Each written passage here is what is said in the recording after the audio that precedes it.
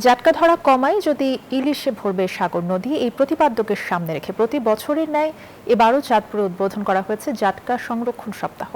অভিযানকালে বিকল্প কর্মসংস্থান এবং নগদ অর্থের দাবি জেলেদের। তবে প্রত্যেক জেলেদের মৌলিক চাহিদা পূরণের জন্য সরকার চেষ্টা চালিয়ে যাচ্ছে বলে জানিয়েছেন কৃষি এবং মৎস্য ও প্রাণী সম্পদ মন্ত্রী।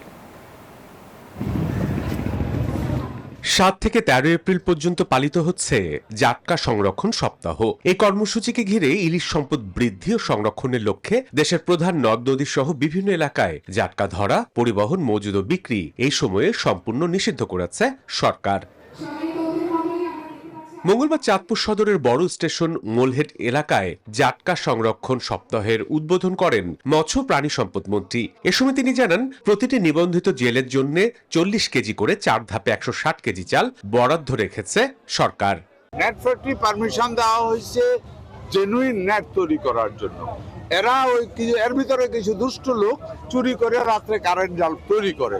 এই জালের প্রভাবটা গত ১০-১৫ বছরের মধ্যে এটার খুব দ্রুত উত্থান হয়েছে।